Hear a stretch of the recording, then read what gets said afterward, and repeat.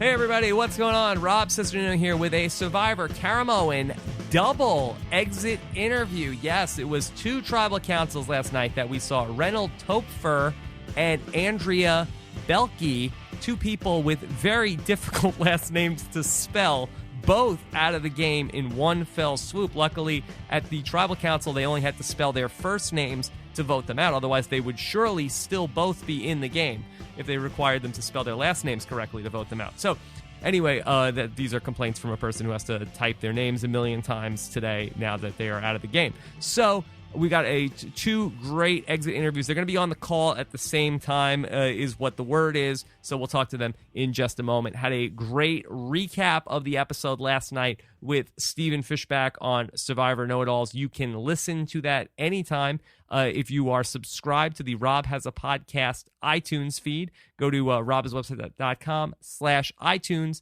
to get that. Or you could watch it on YouTube on our YouTube channel at robhasawebsite.com/YouTube. Of course, all the content is always available for you at robhasawebsite.com. Got a great recap podcast coming up later for you guys today with Richard Hatch. I already recorded that part of the show this morning. Had a great talk with Rich, but let's get into it. Let's talk with Reynold and Andrea. Guys, are you there?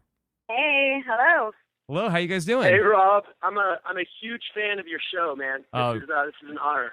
A tremendous start. A tremendous start already to this interview. So I have a ton of questions for you guys, and I know we've only got 15 minutes. So let me start with Andrea and Reynold. You can jump in whenever you see fit, but let me start with my Andrea questions, then I'll get to my Reynolds questions. So Andrea, okay, what a crazy tribal council last night. Couldn't believe to see you go home. I thought you were definitely going to make it to the end. I want to know, we talked so much about with Phillip and the whole BR rules, and I'm curious to know, how much were you influenced by BR in your game? Because, you were talking about the blind side so much. You had Eddie, who I felt like maybe you were trying to position as your Natalie Tenorelli. Were you playing the BR rules yourself? I guess you could say that. I did learn a lot playing my first time and watching what Boston Rob did. But I never said it. Like, there's not actually a book. Like, I didn't actually have, this is rule number 7. But, you learn things. He's a great player. So, yeah, I definitely took some of it, I guess. It's funny. He actually just texted me. He said he's impressed. He said he's impressed by the way I played. Hold on. You got a text from BR or from Phillip? From Boston Rob. Whoa. Yeah. This morning. Boston Rob texted me after every episode, and he said he's really impressed. So, hey, I wonder if he texted Phillip. I don't know. It'd be even funnier if it came from Phillip and said, Boston Rob wanted you to know that he's impressed with your game. Yeah, very good. So, Andrea, how much did it hurt for your game personally when Phillip went out? Because it seemed like Phillip was your closest ally in the game. Yes. I think so. He was actually kind of turning on me at that point. Oh. Too. I think he was. I didn't really show it. Everyone got so worried about me when I would, and it's my own fault, but I was kind of like losing it for a little bit out there. So I would go hang out with the guys, and the guys, they made these cards out of leaves, and painted it using the colors from the merch, like when we got the paints or whatever. And so I would play cards with the guys and Erik. But my alliance got so upset. Like, Phillip was so mad at me. So, it hurt a little bit, but I think he might have been actually turning on me at that point. So, Andrea, were you surprised that Erik didn't end up voting with you last night? Because it seemed like that you and Erik had been tight throughout most of the game. I was surprised that Erik ended up deciding not to go with you. Yeah, I was really surprised. They showed it one time where I pointed to the flag, a name on the flag, and Erik voted that way. But I actually did that for, I think, 4 or 5 votes. So when you're pointing to a name on the flag and someone is voting that way, you kind of get overconfident. So I was, thinking everything was peachy, but he tricked me too. bunch of tricksters. Bunch of tricksters is right. All right, so the guy who was really extra tricky was Cochran. And so there was that one conversation that we saw in the game. You said, hey, I'm feeling like a blindside. What do you think? Should we do Brenda? Should we do Dawn? How shocked were you to find out eventually that Cochran had betrayed you and went back and told both of them that you were talking about voting those girls out?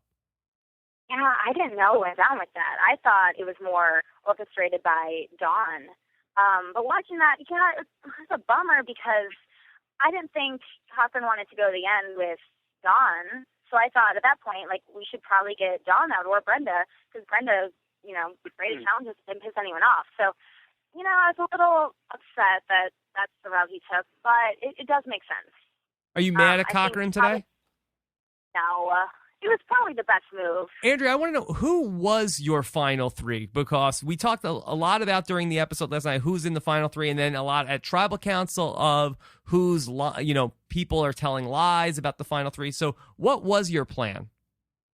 I really wanted to take Erik and Sherry. I mean, that would have been an ideal final three. I'm not exactly sure how I thought I was going to do it at that point. And I was, worst case scenario, I am in the final three with Cochran and somebody else. But I did. Like, they didn't show a lot of the conversations. I had a lot of conversations with Erik. I even had a lot of conversations with Sherry. I would have loved to take them. Yeah, so talk us through what the rest of your game was going to be. We talked about this a little bit last night on the Survivor Know-It-Alls. So you get rid of Brenda, and you get down to 6. Who goes next in your plan? Then I guess probably Dawn. Okay. I mean, I didn't, because Erik wasn't really playing a strategic game at that point, and I thought he was, voting the way that I wanted him to vote. So I was planning on taking him and then Sherry, probably take out Dawn next and then Cochran. Okay. Let's talk about Brenda a little bit, because it seemed like everything was good with Brenda. She hadn't been saying too much, and she was way under the radar. But then when she goes toe-to-toe with you, literally, in that immunity challenge, all of a sudden you're feeling like, hey, I think it's Brenda's time to go out here. Why did you feel so threatened by Brenda all of a sudden? Because she is, fierce in challenges. She's kind of, if there's an endurance challenge, and like the floating on the doghouse, the challenge proved, she's going to be right up there with me. And so in terms of challenges, she's one of the best competitors. So that's why I felt, this is the time to get Brenda out, because if we keep having challenges like this, she's going to win them. Yeah. And so was Brenda as under the radar as it seems like she was all season long to us watching the TV show? She was so funny. I really like Brenda. It's funny because, seriously, the early Bacall days, she would sit and sing to herself and look at the rocks. And there's this little area down by the water, and she would just be singing, like, staring at rocks. And we even joke about it now. Like Brenda and I joke about it, and she's like, yeah, what was I doing for the first 15 days? It was so weird. And such a different Brenda than what we saw in Nicaragua. But you can tell now her game is picking up.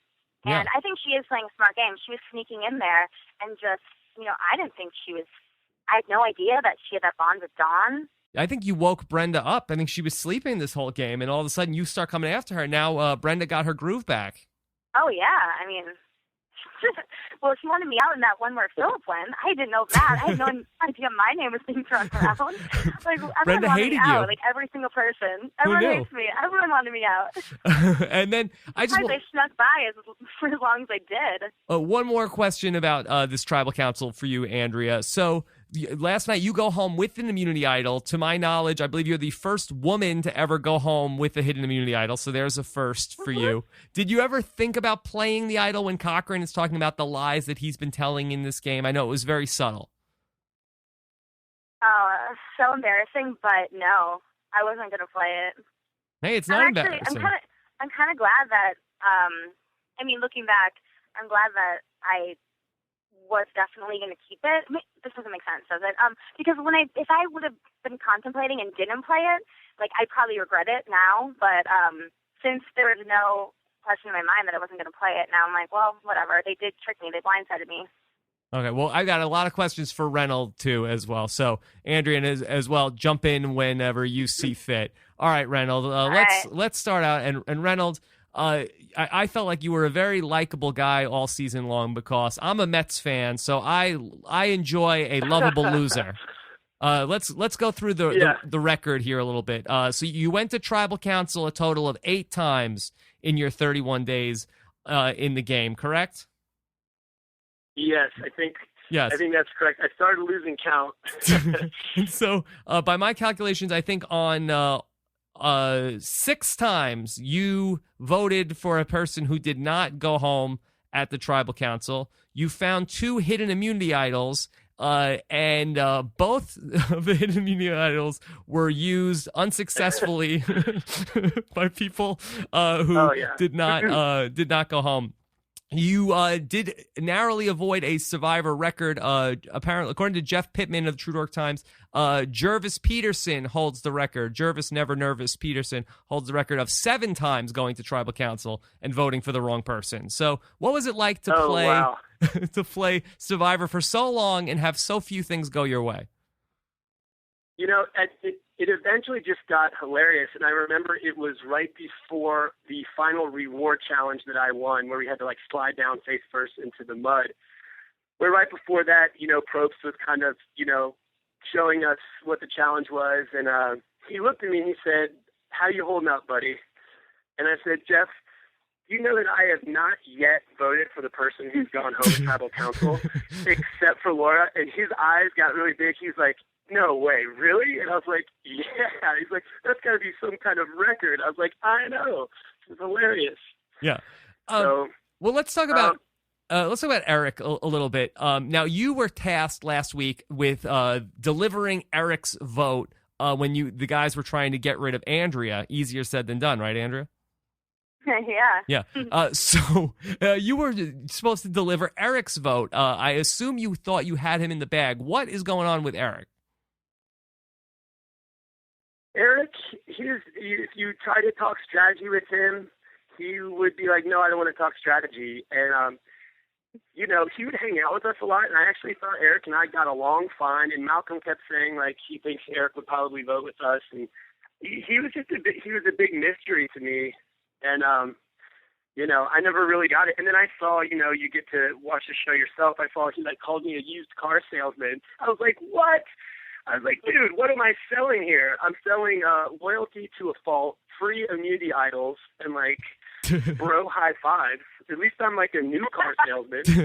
Yeah. Well, he would. Yeah, Erik would tell us, "Don't tell me who we're voting for until 5 minutes before because I might accidentally tell the wrong person." So it was just. And I think my honest appraisal of Erik is he was so damaged from his first experience on Survivor that it was kind of like you can only be as vulnerable as you put yourself out there. So I think he felt like if I do not really invest myself in anything, I won't be as hurt or betrayed or embarrassed by anything that happens that doesn't go my way. Sounds like Erik is the used car, and you're making an assessment on him. I'm not bitter at all about that comment, clearly. All right, so we've only got a couple minutes left, so let's go a little bit lightning round, Reynolds. So going back to the famous "hold up, bro" moment, what was your reaction in the game when you found out that Malcolm actually had 2 idols when he asked you for your idol at Tribal Council? Or he had 1 idol. He had his own idol, I should say. At the point that I found that out, Malcolm was already so ousted from everybody. I knew we still needed each other, and it was just like, you know what, let bygones be bygones. I'm over it. I don't care. I still just want to try to win. There's no time for us to sit around and have division here. Like, I'm divided enough. So we need each other. Let's bro down and take this to the end. And I still thought we could do it. But we were always so close. I think you coined the phrase that we had, you know, one of the biggest Survivor whiffs in history. So couldn't say it better myself. Okay. All right. Still lightning round. What about when did Malcolm tell you guys ahead of time about the second idol, and how'd that conversation go down real quick? Yeah, before the big 3 amigo ousting Phillip, Malcolm told us about it, and we decided together how we wanted to do it. And Malcolm he was like, "I'm going to hold one back if I can. I'm going to play it by ear." And I was like, cool. I was like, let's put on a show. This could be our last, this could be our Alamo here, amigos. It's a good term. Did Malcolm tell you where to find that idol that Andrea ended up, or Erik ended up finding and giving to Andrea? He did. He was vague about it. He just said, the clue said it's buried 6 inches underground on a tree near the well. So that's still about, 100-yard long stretch with a lot of trees. So. Okay. Andrea, going back to that, a lot of people were talking about that. That was crazy that Erik gave you the idol. Did you feel like that's what it was? Did you feel like Erik had any claim to that idol that he came up with? It was instant. Like he found it and just handed it to me. I didn't even really ask for it. I don't know. I shared the clue with everyone, so I think that it technically was my idol, but he could have easily just kept it. All right, I got a lot more questions for you guys. I will have a chance to ask you many of them later, but I would be amiss if I did not ask Reynold. You got rid of that mustache, right? You're a handsome guy. What are you doing with that mustache? Yeah, that was. I knew we weren't allowed to say anything when we were on the jury, so I was like, well, I got to make some sort of expression here. Yeah, so the mustache was pretty fun to do.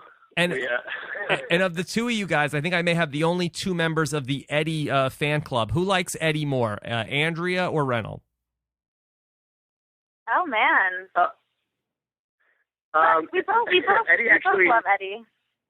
We both love Eddie, and he actually flew down to Texas a couple weeks ago, and we had a blast together. I'll love Eddie for life. He's a bro for life. For sure. All right.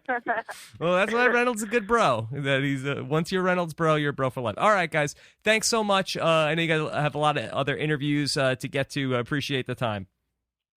Thank you. Yeah, see you guys at the finale. Okay. Bye. All right. See you.